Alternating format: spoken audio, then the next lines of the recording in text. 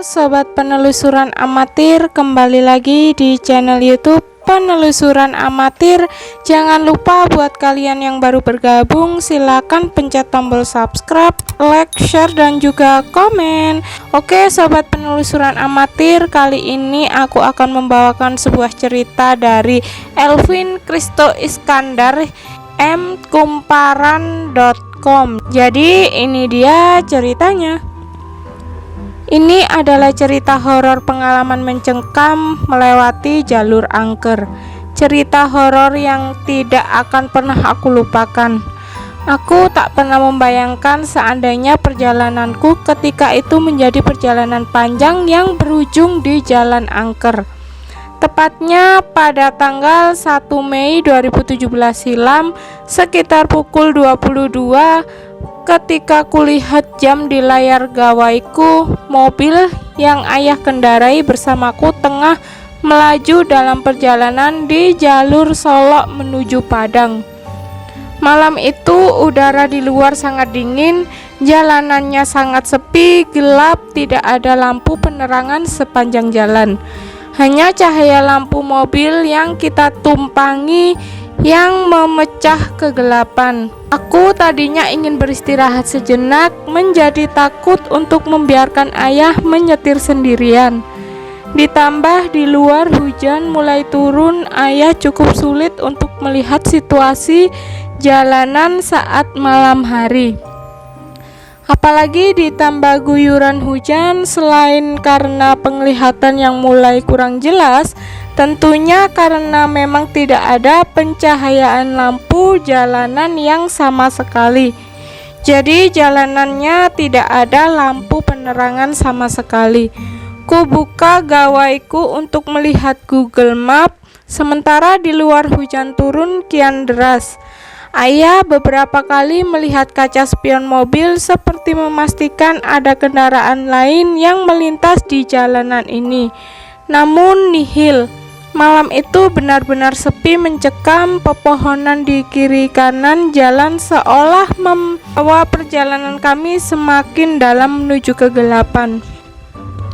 Setelah beberapa kilometer perjalanan, kini kami melewati jalan yang penuh dengan pohon-pohon besar di kiri dan kanan. Sementara di balik pepohonan itu terdapat jurang yang begitu curam.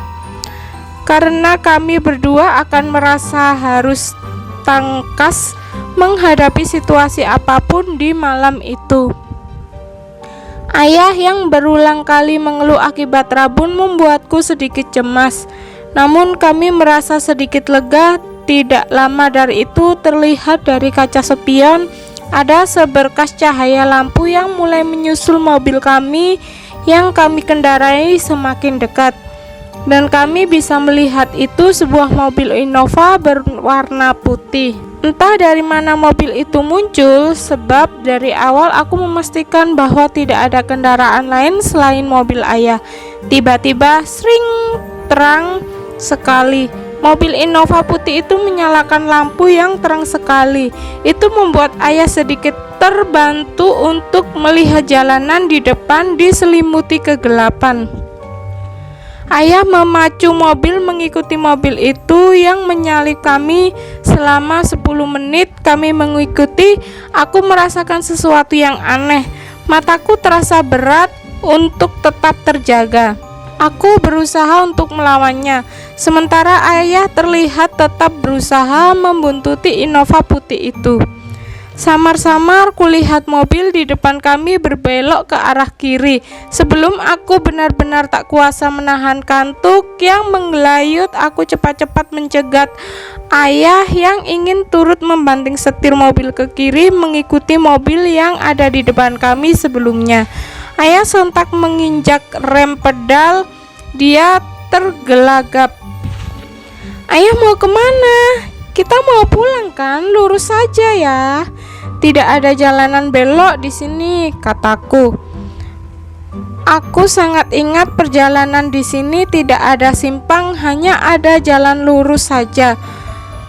Ketika aku lihat Google Map untuk kembali memastikan, raut wajah ayah terlihat sedikit pucat. Aku mencoba menenangkannya. Aku kembali meyakinkannya bahwa tidak ada persimpangan di jalan ini.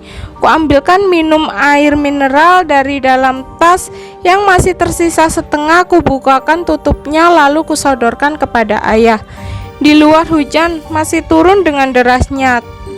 Kegelapan malam mengepung kami, ditambah kabut putih yang menyelimuti membuat malam itu benar-benar kian mencekam. Sesaat kemudian bulu kuduku berdiri karena tiba-tiba terdengar suara tangisan perempuan di balik pepohonan itu.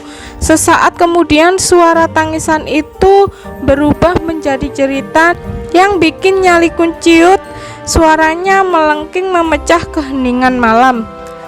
Tengok raut wajah ayahku, aku merasa juga dia mendengarnya.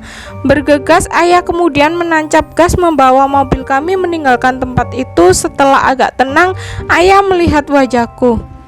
"Nak, kamu lihat kan tadi ada mobil yang belok ke arah kiri?" tanya ayah. "Nak, ayah serius, ayah cuma mau memastikan kalau mobil Innova itu ke arah kiri," lanjut ayah.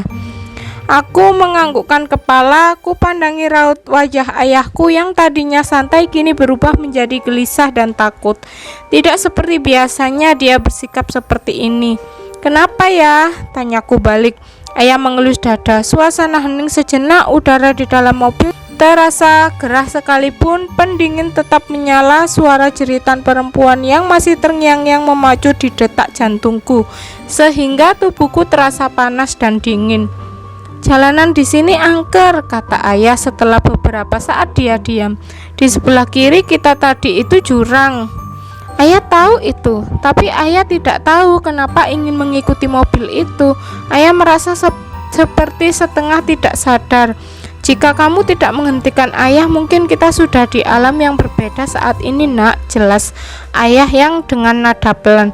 Sontak bulu tengkukku kembali berdiri setelah mendengar pernyataan ayah.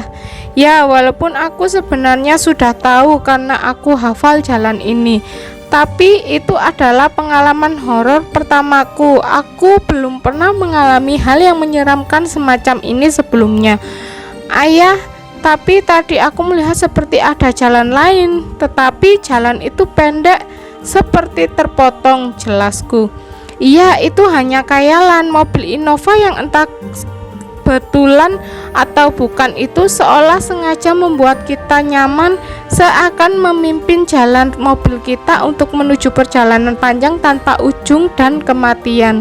Aku sangat bersyukur. Aku merasa Tuhan masih menyayangiku dan ayah. Pada malam itu, jujur, aku tidak ada yang bisa aku ungkapkan pada malam itu. Ayah sengaja menceritakan bahwasanya jalanan yang tadi kita lalui adalah jalanan angker. Setelah aku tahu memang benar jalanan dari Solok menuju Padang itu dikenal angker. Konon sudah banyak memakan korban. Korban di sana rata-rata sepasang kekasih atau perempuan dan laki-laki.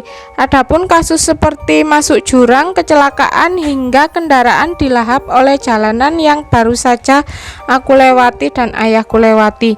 Mulai hari itu aku tidak pernah mau tidur ketika dalam perjalanan, sebab traumaku di malam itu.